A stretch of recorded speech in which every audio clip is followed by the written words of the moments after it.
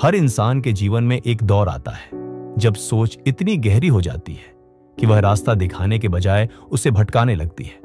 यही कहानी है नमन की, एक साधारण लेकिन संवेदनशील युवक की जो सपनों से भरा हुआ था, पर सोच के जाल में ऐसा उलझा कि चलते हुए भी रुक गया। ये कहानी सिर्फ नमन की नहीं, हम सबकी है, आज के दौर की, जहां हर फैसला एक भारी बोझ लगने लगा है और हर छोटी बात पर हम घंटों सोचने लगते हैं। नमन 22 साल का एक लड़का था। अभी अभी कॉलेज की पढ़ाई पूरी की थी। परिवार मध्यम वर्गीय था।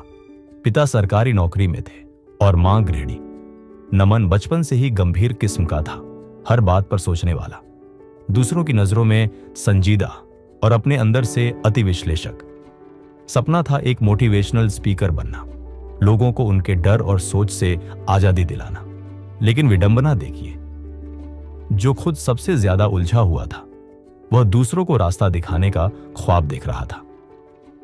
एक दिन कॉलेज के एक सीनियर ने उसे एक स्टार्टअप के सेमिनार में स्पीकिंग के लिए बुलाया।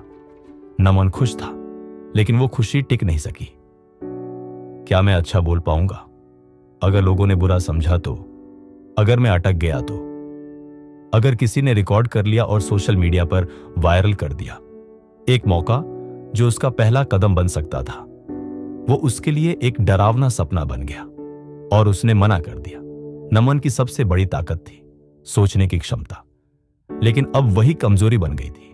वो हर चीज पर इतना सोचता कि उसका दिमाग थक जाता, लेकिन हल कुछ भी नहीं निकलता। एनालिसिस पैरालिसिस, यह नाम उसने एक यूट्यूब वीडियो में सुना था और उसे लगा कि यह शब्द जैसे उसी के लिए बना हो। हर दिन की शुरुआत होती मोबाइल उठाकर खुद की तुलना करने से। वो लड़का आज रील में कितना कॉन्फिडेंट लग रहा है, उसकी तो जॉब भी लग गई, मैंने तो कुछ किया ही नहीं अभी तक। और फिर शुरू होता था उसका सोचने का सिलसिला।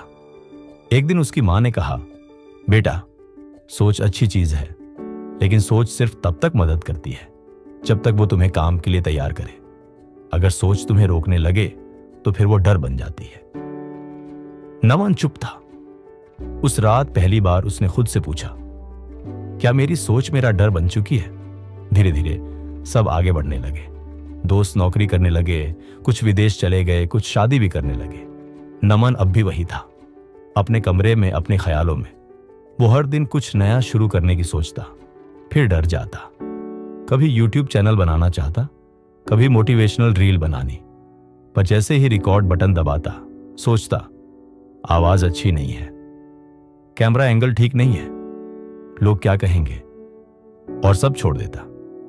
एक दिन उसके शहर में एक फ्री पब्लिक स्पीकिंग वर्कशॉप हुई। नमन फिर से जाने ही वाला था, लेकिन रुका। फिर किसी ने उसके दरवाजे पर दस्तक दी। नमन का छोटा भाई आदित्य। भैया चलो ना, मुझे डर लग रहा है स्टेज से, लेकिन अगर आप चलोगे तो मुझे हिम्मत मिलेगी। ये लाइन किसी ताले की चाबी बन गई। नमन ने कहा, ठीक है चलते हैं। वर्कशॉप में जाने से पहले भी उसके मन में वही पुराने सवाल थे, लेकिन इस बार उसने खुद से एक वादा किया, डरते हुए भी करूंगा। स्टेज पर चढ़ा, आवाज कांप रही थी, हाथ पसीने से भीग गए थे, लेकिन उसने बोला, अपनी कहानी। भीड़ ने तालियां बजाई नहीं, लेकिन चुपचाप सुनी। और उस दिन पहली बार नमन को लगा, मैं रुक गया होता तो खुद को कभी जान ही नहीं पाता। इसके बाद उसने छोटे छोटे कदम उठाने शुरू किए। रोज एक छोटी मोटिवेशनल वीडियो रिकॉर्ड करता, सिर्फ खुद के लिए। हर वीडियो में खुद को देखता और कहता, आज थोड़ा बेहतर था। धीरे धीरे उसने इंस्टाग्राम पर वीडियो डालने शुरू किए। पहले 5 व्यूज आए, फिर 10, फिर 100। फिर एक दिन एक वीडियो वायरल हुआ। कुछ ही महीनों में उसके 50,000 फॉलोअर्स हो गए।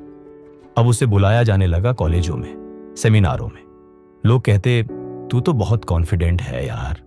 नमन मुस्कुराता, उन्हें क्या पता, कॉन्फिडेंस कोई जादू नहीं होता, ये डर के साथ बार बार खड़े होने से बनता है। एक दिन एक स्टूडेंट ने सवाल पूछा, सर ओवरथिंकिंग कैसे कंट्रोल करें? नमन बोला, सोचना बुरा नहीं है, लेकिन सिर्फ सोचते रहना बिना कुछ किए वो आपकी जिंदगी चुरा लेता है। हर बार जब आप क्या होगा सोचते हो, एक काम शुरू करने का मौका खो देते हो। मेरा मंत्र है, डरते हुए भी कर डालो। सोच बाद में लेना, अनुभव पहले ले लो। आज की दुनिया में हर इंसान ओवर थिंकिंग से जूझ रहा है। सोशल मीडिया पर खुद की तुलना करके, भविष्य की चिंता में वर्तमान को खोकर, या हर छोटे फैसले को इतना बड़ा बना देना कि कदम उठाना मुश्किल लगे। लेकिन नमन की कहानी यही सिखाती है, ओवर थिंकिंग को एक ही चीज हरा सकती है, एक्शन।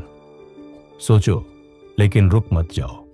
डर लगे तो और तेज चलो, क्योंकि रास्ता उन्हीं के लिए बनता है जो सोचने से आगे करने की हिम्मत रखते हैं।